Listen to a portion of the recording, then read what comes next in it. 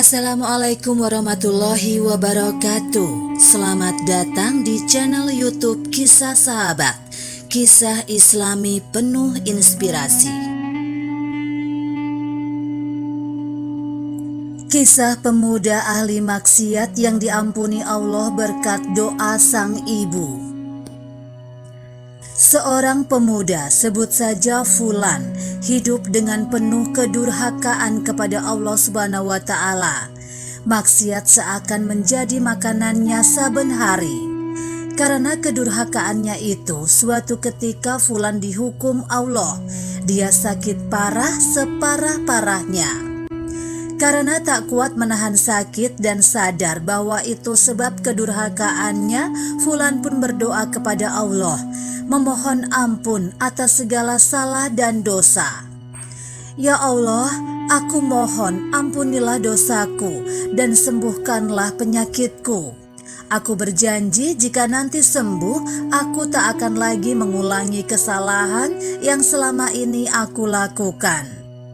Allah mengabulkan doanya. Fulan sembuh dari sakit parahnya. Namun tak berselang lama kedurhakaannya kambuh lagi. Dia kembali rajin melakukan maksiat kepadanya.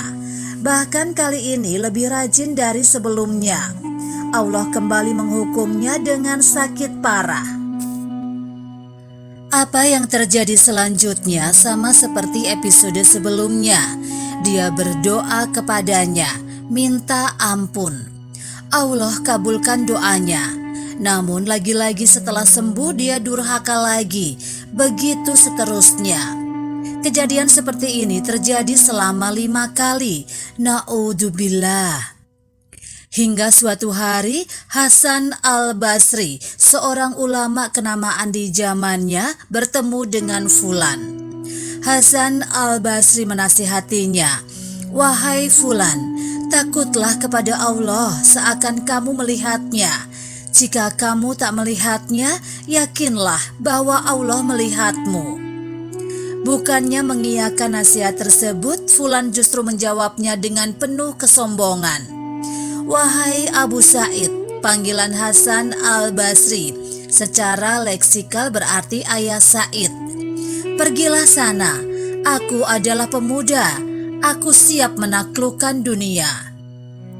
Sepertinya dia sudah dekat dengan kematian, kata Hasan al-Basri kepada kawan-kawannya tak lama setelah percakapan itu. Suatu saat ketika Hasan al-Basri sedang mengisi pengajian, saudara Fulan datang menemuinya.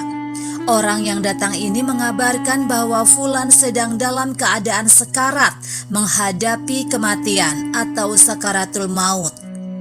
Hasan al-Basri memutuskan untuk mengakhiri pengajiannya dan berangkat menjenguk Fulan. Kedatangan Hasan al-Basri disambut oleh ibu Fulan. Singkat cerita, sang ibu mengabarkan kepada Fulan, Hasan al-Basri datang menjenguk. "Hai Fulan, mintalah ampun kepada Allah," perintah Hasan al-Basri kepada Fulan. "Allah tak akan berkenan memaafkan aku," jawab Fulan pesimis. Hasan al-Basri menimpali, "Sungguh, kamu menganggap Allah itu pelit. Sungguh Dia adalah Zat yang Maha Pemurah." Fulan lantas menceritakan bagaimana kedurhakaan yang dia lakukan kepada Allah. Di akhir cerita, dia mengatakan bahwa ketika terakhir kali dia memohon ampun kepada Allah, ada suara yang berkata, "Tak ada ampunan lagi untukmu kali ini. Sebelum-sebelum ini kamu telah diampuni dan diberi kesembuhan, namun tetap saja berbohong." Selepas mendengarkan ucapan-ucapan Fulan, Hasan al-Basri pun lantas undur diri. Entah karena apa, tindakan Hasan al-Basri yang langsung pulang ini ternyata membuat Fulan putus asa terhadap ampunan Allah. Kegelisahan ini dia ungkapkan kepada sang ibu. Di akhir hidupnya yang tinggal menunggu detik itu, Fulan meminta tolong kepada sang ibu untuk melakukan beberapa hal. Salah satunya adalah agar sang ibu berkenan memintakan ampun kepada Allah atas segala dosa yang pernah dilakukan. Sang ibu langsung mendoakan seketika itu juga. Salah satu isi doanya adalah, "Ya Allah, limpahkanlah rahmat-Mu kepada anakku dan ampunilah dosa-dosanya." Tak lama setelah itu, Fulan benar-benar meninggal dunia, meninggalkan ibu dan seluruh keluarganya.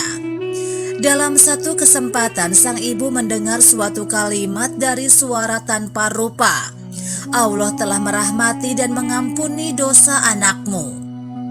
Begitu pula dengan Hasan al-Basri. Dia juga mendengar kalimat dari suara tanpa rupa yang mengabarkan bahwa Fulan telah diampuni. Setelah itu, Hasan al-Basri bersama teman-temannya melayat ke rumah duka. Kisah yang tertuang dalam kitab Uyun al-Hikayat tersebut berisi banyak pelajaran yang bisa kita ambil. Salah satunya adalah bagaimana Allah mengabulkan doa seorang ibu. Itulah mengapa dalam hadis Nabi dijelaskan, ridho dan murka Allah tergantung pada ridho dan murka orang tua. Wallahu alam. Demikianlah kisah sahabat yang dapat kami sampaikan. Semoga bermanfaat dan dapat menginspirasi kita semua. Sampai jumpa di kisah selanjutnya. Terima kasih.